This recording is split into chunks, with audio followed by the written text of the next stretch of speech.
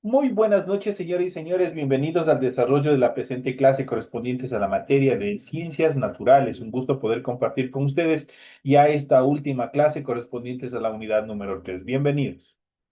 Buenas noches, Lice. ¿Cómo está, compañero Luis? Muy buenas noches. Bienvenido. Buenas noches. Buenas noches, dicen. ¿Cómo está, compañerita Isabel? Bienvenida.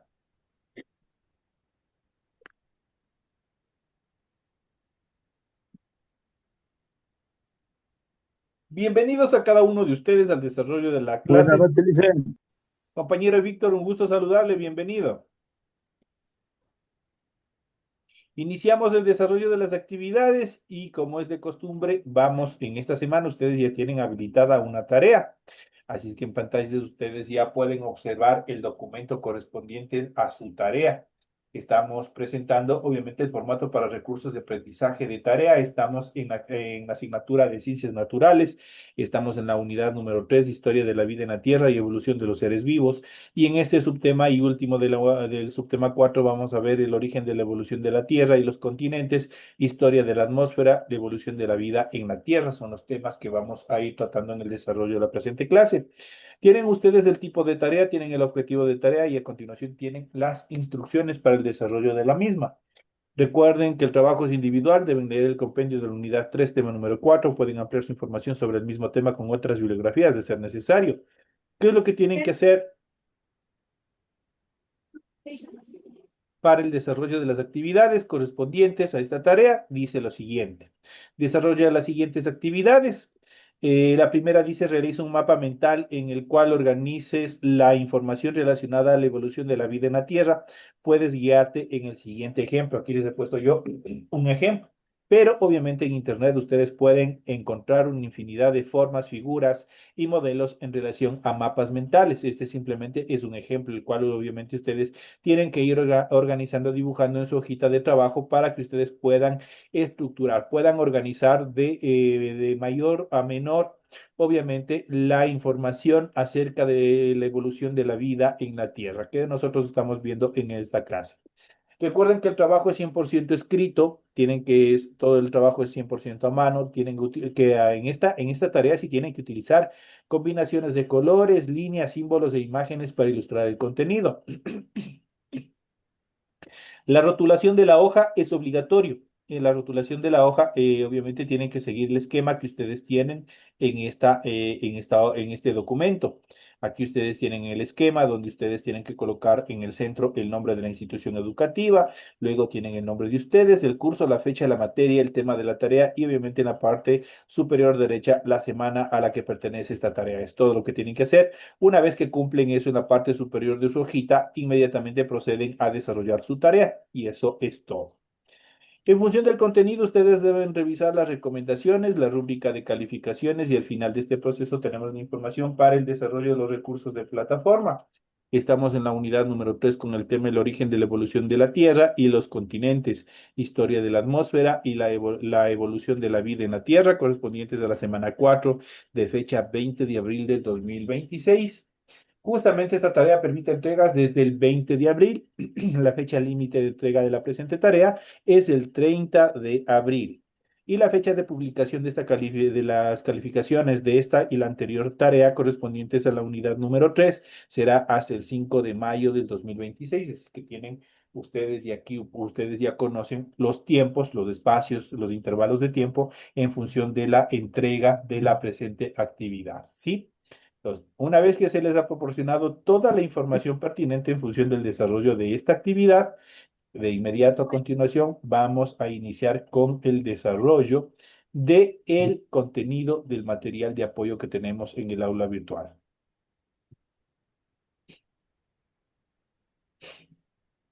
Iniciamos, obviamente, justamente vamos a empezar hablando y vamos a ver el origen de la evolución de la Tierra y los continentes y vamos a ver estudios sobre la forma de nuestro planeta. Cuando hablamos de la forma de nuestro planeta, desde la antigüedad, los seres humanos obviamente han tomado características diferentes acerca de la forma de nuestro planeta. Muchos de ellos han tomado ideas teológicas, eso quiere decir basados en la religión otros basados en mitos, de acuerdo a las diferentes culturas, han tenido una infinidad de ideas y postulados acerca de la forma de la Tierra. ¿Dónde se rompió ese paradigma de todas estas estos preceptos que eran falsos? Es justamente a partir de los viajes de Cristóbal Colón.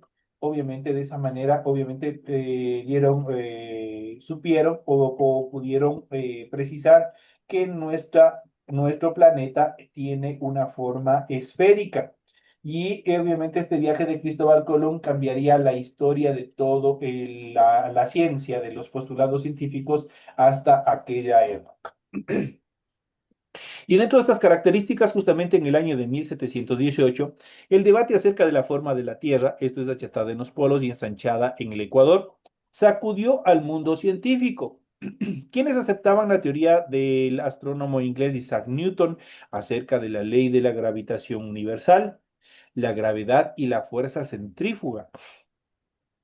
Consideraban que el achatamiento se daba en los polos. En diciembre de 1733, la Academia de Ciencias de París decidió tomar la iniciativa acerca de la verdadera revelación sobre la forma de la Tierra, enviando dos expediciones a realizar mediciones geométricas. La una fue realizada en Polonia, cerca del Polo Norte, y la otra en Ecuador. Estas expediciones se ejecutaron con el objetivo de medir la longitud de un grado de meridiano terrestre en las regiones árticas y de las zonas ecuatoriales. Dentro de estas características, la misión geodésica francesa, gracias al apoyo de los reyes de Francia y España, se envió a Quito en 1736 una delegación de científicos para realizar estudios matemáticos concretos acerca de la verdadera forma de nuestro planeta, midiendo desde el Ecuador un arco de meridiano terrestre. Entre los científicos enviados estuvieron los astrónomos y físicos Charles Marie de la Condamine, Louis Godin, Pierre Bouguer, el botánico Joseph Jossieu, el médico cirujano Jean Senigues, además los marinos españoles Jorge y Juan Antonio de Ulloa. Por el contrario, los conocimientos del territorio ecuatoriano y los recursos económicos brindados por el riobambeño Pedro Vicente Maldonado fueron claves. Así que acompañó a la misión en todos sus recorridos debido a este apoyo.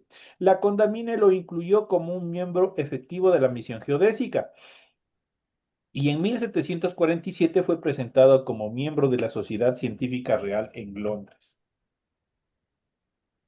Esto en cuanto a una breve semblanza histórica en la cual obviamente se pudo determinar la forma exacta de nuestro planeta.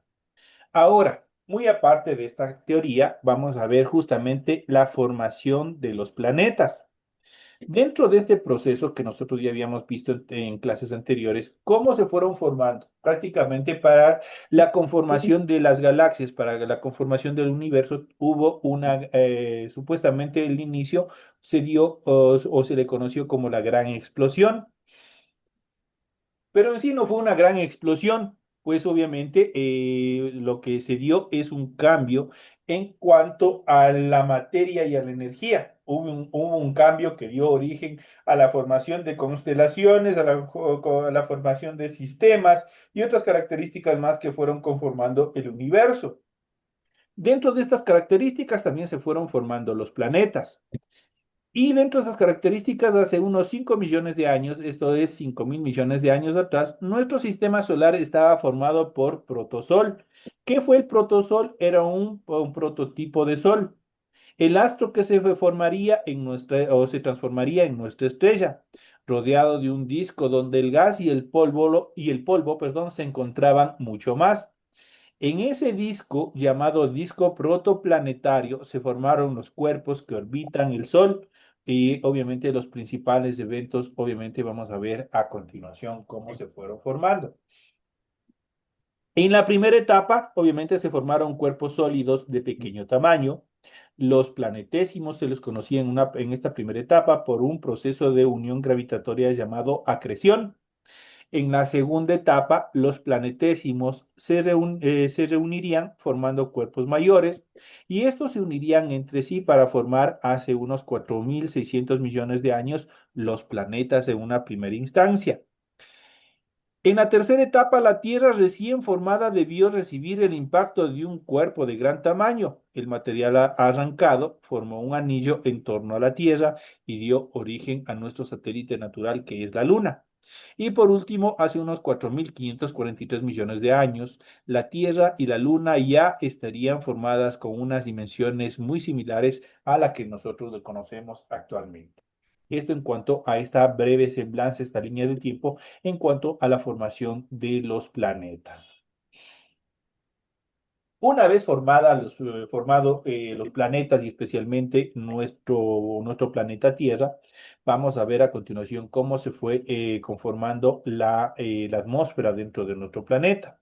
De igual manera, en cuanto a la historia de la atmósfera, en primera instancia, obviamente en nuestro planeta la atmósfera primitiva estuvo formada de hidrógeno, helio. Al ser un planeta pequeño, la mayoría de esa atmósfera debió perderse en el espacio. En la segunda etapa de formación, la atmósfera secundaria se generó por la expulsión de gases de origen volcánico, contenía hasta el 40% de hidrógeno y demás gases, dentro de ellos vapor de agua. Y por último, la atmósfera transformada por la actividad biológica, esto es, hace 2.300 millones de años, empezó a provocar cambios profundos en la atmósfera ya que consumían altas cantidades de metano, también de CO2 y de amoníaco y emitían O2 al ambiente como producto de la fotosíntesis, que solo lo pueden desarrollar los vegetales. A partir de este se formó el ozono, la capa que o nos protege de los rayos ultravioletas procedentes del Sol, que fue acumulándose en la atmósfera hasta formar un manto capaz de filtrar los rayos ultravioletas que proceden de nuestro astro principal, de nuestra estrella principal, que es el Sol. En cuanto a la historia y evolución de los continentes, la forma, posición y dimensión de los continentes han ido variando a lo largo de la historia de la Tierra. Los continentes poseen fundamentalmente dos cortezas según su antigüedad. Para ser un poco más concreto, las placas continentales, esto es los diferentes continentes, el continente europeo, el continente asiático, el continente americano, en una primera etapa, justamente en el proceso de formación de nuestro planeta, no estuvieron ubicados como nosotros lo conocemos actualmente, y más bien estuvieron unificados y en dos instancias de tiempo de formación de nuestro planeta, obviamente estuvieron formando un megacontinente. Hablamos del continente Rodinia y también del continente Eurasia, que se denominaba. Son dos etapas, obviamente, en el cual los continentes estuvieron formando una sola placa continental. Y vamos a ver cuáles son esas características en la siguiente etapa. Pero habíamos estado mencionando que los continentes poseen fundamentalmente dos cortezas según su antigüedad. La primera capa es de origen orógeno y la segunda capa son cratones. Cuando hablamos de orógenos, son zonas de formación más recientes, forman cordilleras y suelen tener actividad sísmica. Es el caso, por ejemplo, de la cadena montañosa del Cinturón de Fuego de los Andes. Esa es una cordillera de formación nueva, de formación joven.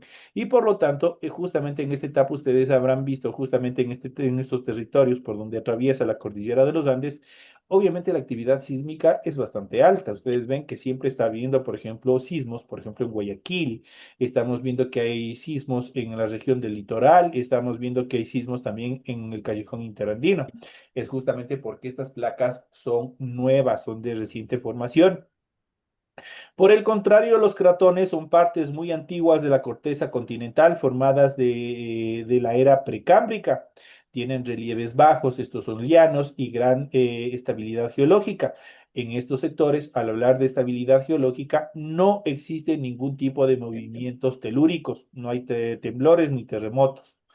Por todo lo anterior, los geólogos calculan que hace 3.400 millones de años ya existían continentes y océanos que más tarde se reorganizarían en lo que hoy conocemos como se encuentran distribuidos los continentes.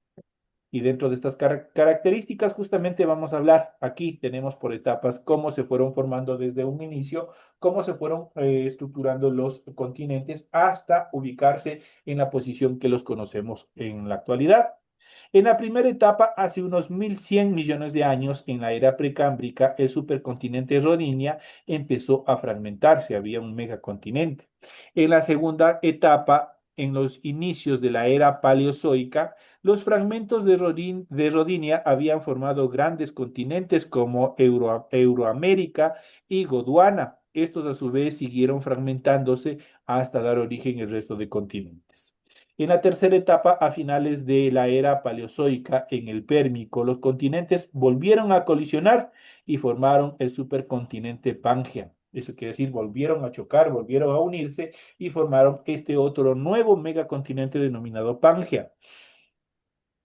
En la cuarta etapa, a lo largo de la era mesozoica, Pangea se fue fragmentando, el continente meridional, Gondwana, quedó separado del grupo de continentes del hemisferio norte, la Eurasia, por el océano Tetis. Y en la última etapa, durante la era cenozoica, los fragmentos de Gondwana y la Eurasia se separaron hasta dar lugar a los continentes como lo conocemos en la actualidad.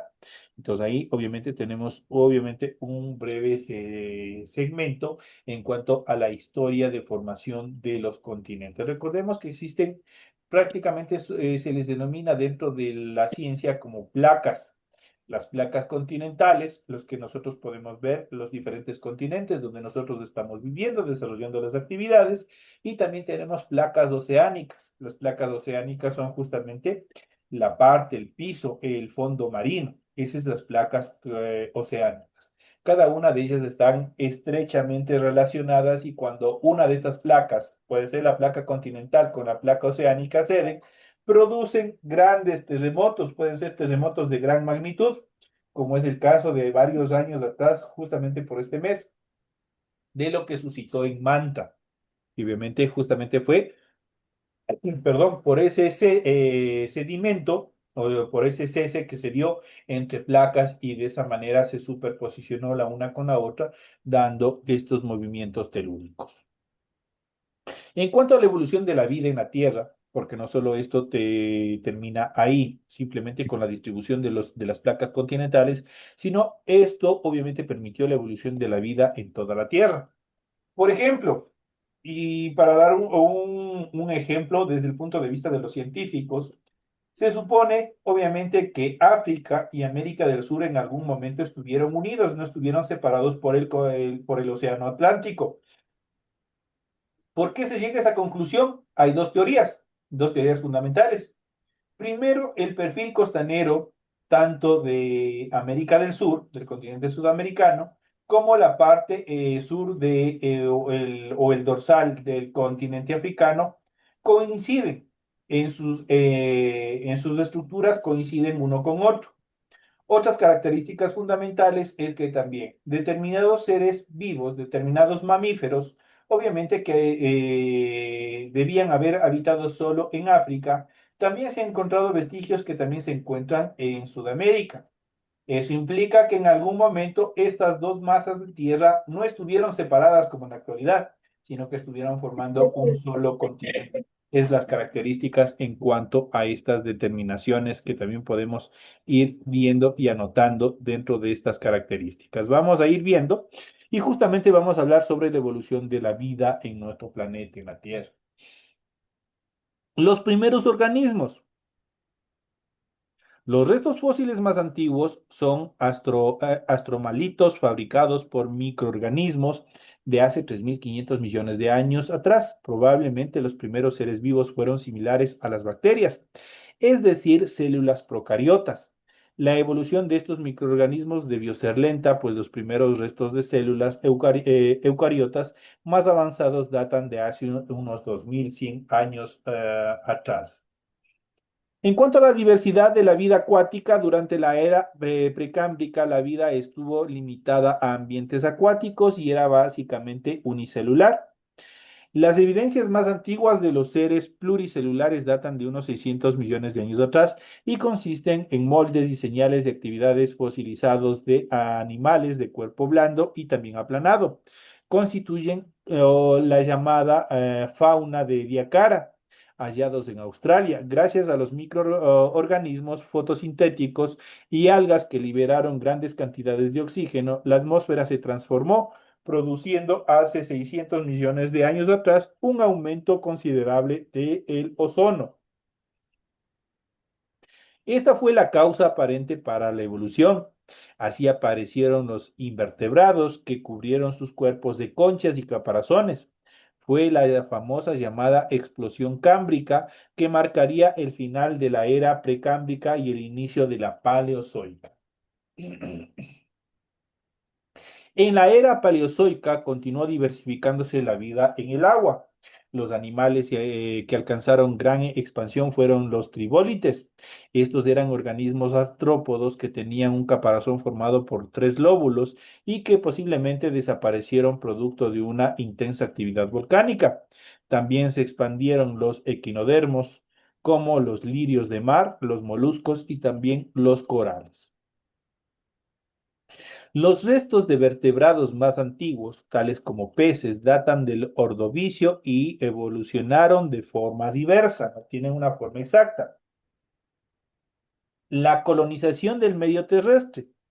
El medio terrestre fue difícil de colonizar para la vida. Las principales dificultades para los organismos terrestres eran el riesgo de desecación y la radiación ultravioleta procedente del Sol, pues la capa de ozono no estaba completamente formada. Que el medio acuático obviamente sí podía filtrar estos rayos ultravioletas a partir del agua. La conquista del nuevo medio solo fue posible cuando la atmósfera terrestre tuvo suficiente ozono, que actuó como filtro de dicha radiación. La primera planta terrestre de la que se tiene constancia es la coxonia del Silúrico. Estas plantas tenían una estructura muy simple con un tallo erguido que se bifurcaba unas pocas veces, probablemente cubrían zonas de marea y también de playas. Más tarde evolucionarían hacia formas de que pudieron vivir más alejadas del agua. Los primeros animales en el medio terrestre fueron artrópodos, como los sin pies y los escorpiones. Más tarde, en el Devónico, aparecieron los insectos, que son los primeros animales en desarrollar vuelo. También durante el Devónico existieron algunos peces que desarrollaron la capacidad de respirar el oxígeno del aire. Esos peces fueron los precursores de los primeros vertebrados tetrápodos, los anfibios que disponían de patas evolucionadas a partir de dos pares de aletas de sus antecesores.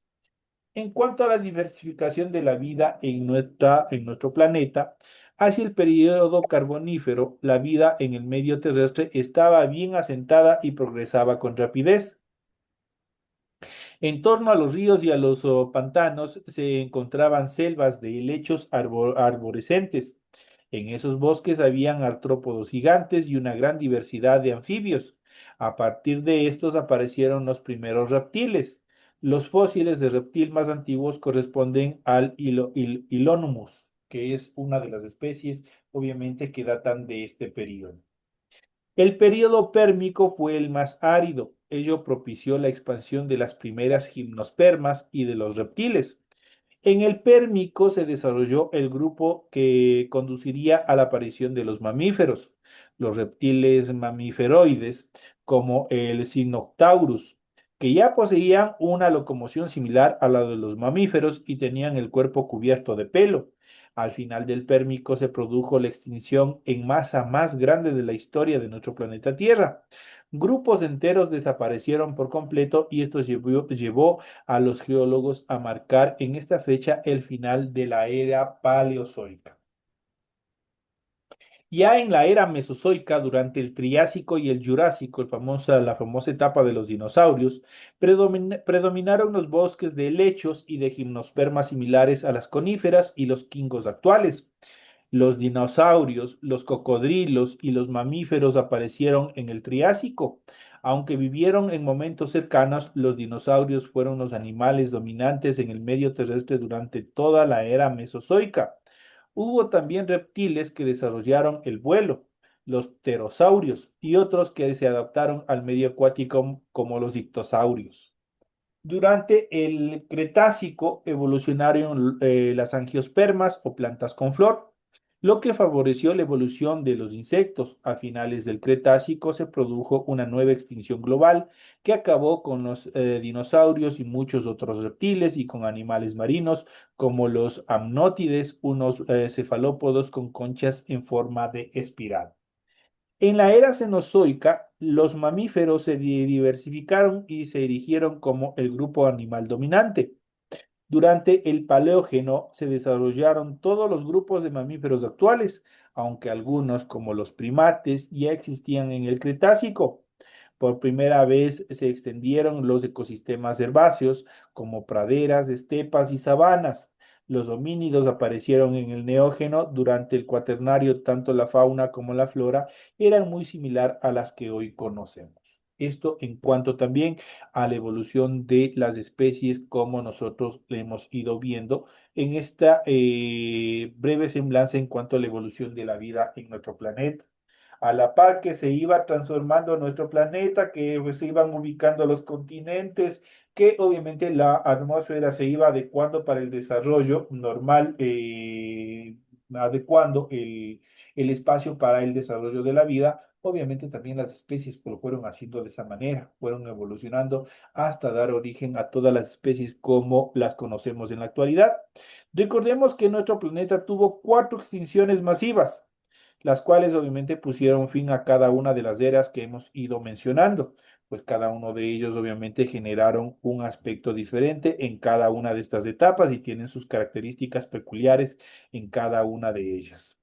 A continuación, en nuestra segunda etapa de clases y en nuestros últimos minutos, vamos a ir viendo un poco más acerca de la formación de los continentes. ¿Cuáles son los continentes, las características principales de cada uno de ellos? Y vamos a hablar en primera instancia, ¿qué es un continente? Vamos a darle una conceptualización de qué es un continente.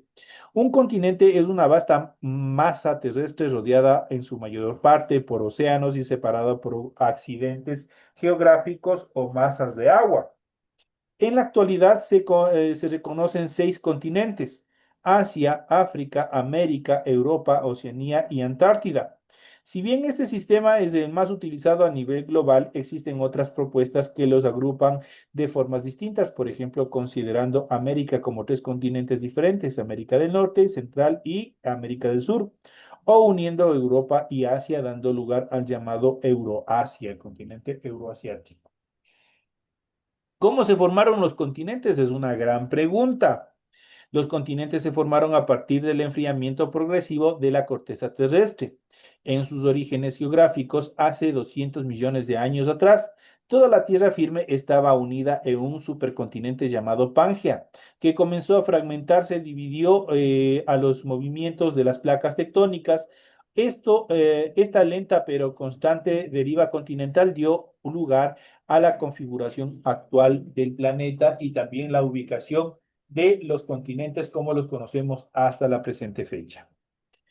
Un continente es una vasta masa terrestre rodeada en su mayor parte por agua, separada por accidentes geográficos o masas de agua. También pueden ser cualquiera de estas características. Esto, obviamente, en cuanto al concepto de continente.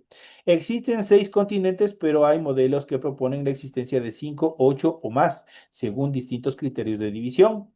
Asia es el continente más extenso, más poblado de nuestro planeta. América es el segundo continente más extenso. Tradicionalmente se lo divide en tres subcontinentes: América del Norte, América Central y América del Sur. África es el tercer continente más extenso. Se considera que allí tuvo lugar el origen del ser humano. De ahí, obviamente, nació el ser humano para poblar todo el planeta. La Antártida es el cuarto continente más extenso, no tiene población estable y solo es habitado temporalmente por científicos. Europa es el segundo continente más pequeño del planeta, es donde se ubican algunas de las ciudades más importantes del mundo en términos históricos y culturales. Oceanía es el continente más pequeño, tiene una extensión aproximada de 8,7 millones de kilómetros cuadrados, lo que representa solo el 5,9% del total de la superficie terrestre. Eso en cuanto a los datos más relevantes en función de los continentes. Entonces ya sabemos acá cuál es el concepto exacto de un continente. Señores y señores, de esta manera llegamos ya a la parte final del desarrollo de la presente clase. Ha sido un gusto haber compartido con ustedes. Me despido de todos ustedes, no sin antes desearles que tengan una feliz noche, un feliz resto de semana y nos estaremos viendo hasta la siguiente clase. Señores y señores, que descansen. Muchas gracias. Gracias, Licen. Gracias, Licen.